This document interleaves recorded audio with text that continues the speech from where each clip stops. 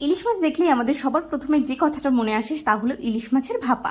তো চলুন আজকে আপনাদের দেখিয়ে দিই খুব সহজ পদ্ধতিতে খুব স্বল্প উপকরণে অনেক সুন্দর টেস্টি ভাপা কি করে করবেন। প্রথমে আমি নিয়ে নিলাম সর্ষে, জিরে আর লঙ্কা। সর্ষে নিয়েছিলাম 2 রকম 4 টেবিল স্পুন, আর নিয়েছিলাম জিরে 1 টেবিল স্পুন, আর লঙ্কা নিয়েছিলাম 5-7টা, যেহেতু লঙ্কাতে ঝাল খুবই কম ছিল। এরপর আমি ইলিশ মাছগুলোকে ভালো করে নুন হলুদ মাখিয়ে নিলাম, যাতে এর মধ্যে ভালোভাবে নুনটা ঢুকে যায়। তো এটাকে আমি ভালো করে নুন হলুদ মাখিয়ে নেব।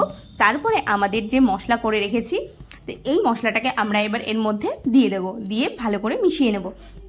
তো আমি হাতের সাহায্যে এই মশলাটাকে ভালো করে ম্যারিনেট করে রাখলাম, ইলিশ মাছের সঙ্গে করে আমি 5 মিনিট মতো রেখে দিয়েছিলাম।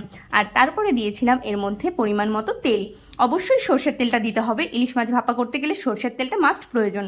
তো এটাকে আমি এইভাবে ম্যারিনেট করে নিয়ে এর উপরে দিয়ে দেবো এবার সর্ষের তেল। যে যেরকম সর্ষের তেল খায় বা তেল খায় সে সেরকম পরিমাণে তেলটা দেবেন। আমি একটু বেশি খাই, ওই জন্য আমরা একটু বেশি করে সর্ষের তেল দিলাম। এবার এটাকে এই পাত্রের মধ্যে করে কড়াইতে দিয়ে দেবো, দিয়ে জলের মধ্যে বসিয়ে দেবো। আপনার মাইক্রো ওভেনেও করতে পারেন, আমি এইভাবেই করেছিলাম। তো একটু পরেই আমাদের ভাপা রেডি হয়ে যাবে। তো আপনারাও যদি এইভাবে তৈরি করেন ভাপা, অবশ্যই খুবই টেস্টি হবে। তো অবশ্যই একবার এইভাবে খেয়ে দেখবেন, আর ভিডিওটা ভালো লাগলে লাইক সাবস্ক্রাইব করে দেবেন।